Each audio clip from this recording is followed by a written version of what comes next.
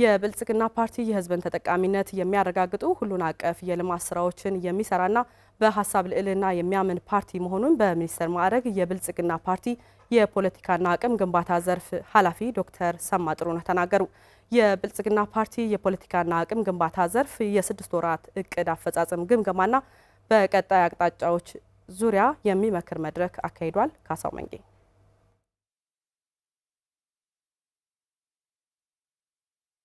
የብልጽግና ፓርቲ የፖለቲካና የአቅም ግንባታ ዘርፍ ባለፉት 6 ወራት የተከናወኑ ተግባራትን ከሁሉም ክልሎችና ከተማ አስተዳደሮች ከተውጣጡ የዘርፉ ኃላፊዎች ጋር በባህር ዳር ውይይት አድርጓል። የአማራ ክልል ብልጽግና ፓርቲ ቅርንጫፍ ጽህፈት ቤት ኃላፊ አቶ ይርጋ ሲሳይ በዚህ ወቅት እንዳሉት የአማራ ክልል ከነበረበት የሰላም ጦት እየወጣ ወደ ቀደመ ሰላሙ እየመጣ ስለመሆኑ ገልጸዋል። አማራ ክልል ወደ ቀደምት ሰላሙ እየመጣ ነው።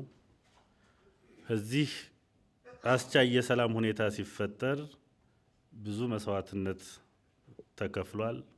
በክልሉ የጸጥታ መዋቅር፣ በመከላከያ ሰራዊት እና አጠቃላይ ከክልል እስከ ዞን ባሉ የፖለቲካ አመራሮቻችን በከፈሉት መስዋዕትነት ነጻነትን እያገኘን ነው።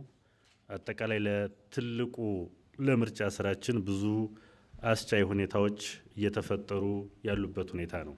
በሚኒስትር ማዕረግ የብልጽግና ፓርቲ የፖለቲካና የአቅም ግንባታ ዘርፍ ኃላፊ ዶክተር ሰማ ጥሩነህ ብልጽግና ፓርቲ በሀሳብ ልዕልና የሚያምንና ማንኛውንም ልዩነት በውይይትና በሀሳብ የበላይነት መፈታት እንዳለበት አስቦ የሚሰራ ነው ብለዋል።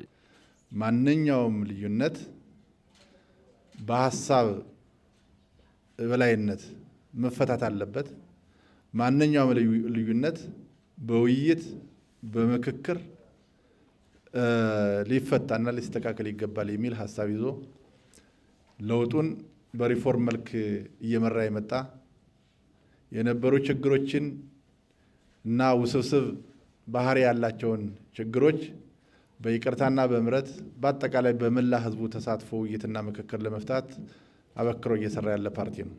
በአማራ ክልል ከጸጥታ ስራዎች ጎን ለጎን እየተሰሩ ያሉ የልማት ስራዎች የሚበረታቱ መሆናቸውን የገለጹት ዶክተር ሰማ በክልሉ ዘላቂ ሰላምን ለማረጋገጥ በሚደረገው ጥረት ሁሉም አካል በትብብር ሊሰራ ይገባል ብለዋል። ባለፉት 6 ወራት ሀገራዊ ሰላምንና አንድነትን ለመገንባት የሚያስችሉና የጋራ ትብብርን የሚያጠናክሩ የፖለቲካና የአቅም ግንባታ ስራዎችን መስራታቸውን የተለያዩ ክልሎች የፖለቲካና የአቅም ግንባታ ዘርፍ ኃላፊዎች ገልጸዋል። ክልላችን ላለፉት 2 ዓመትና ከዛ ለበለጠ ጊዜ በችግር ውስጥ በመቆየቱ ምክንያት ከዚህ ችግር ሊያወጣ የሚችል ከህዝባችን ጋር በጋራ በመቀናጀት በርካታ የህዝብ ግንኙነት ስራዎች ተሰርተዋል።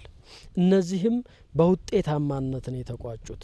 ከህዝብ ግንኙነት ስራችን ባሻገር የህዝብ ግንኙነት ስራዎቻችን መሬት ላይ ምን ለውጥ ሊያመጡ ይችላሉ የሚለውንም በጋራ ሰርተናል። የህዝብ ተጠቃሚነትን የሚያረጋግጡ ገዢ ትርክት ግንባታ ላይ ትኩረት አድርጎ ሀገራዊ አንድነት የበለጠ እየተጠናከረ መሄድ የሚችልበት የነጠላ ትርክቶች እየቀነሱ መሄድ የሚችሉበትና ኢትዮጵያዊነት ጎልቶ መውጣት የሚችልበት ሁኔታ ላይ ታሳቢ ያደረጉ በርካታ የንቅናቄ ስራዎች ተሰርተዋል። ፓርቲያችን ሰው ተኮር ነው። ሰው ተኮር እንደመሆኑ መጠን የህዝብ ተጠቃሚነት የሚያረጋግጡ በርካታ ስራዎችን ለመስራት ሙከራዎች ተደርገዋል ማለት ነው። አብሮነትና አንድነት ወንድማማችነትም ጭምር እንዲጠነክር የተደረገበት አግባብ አለ።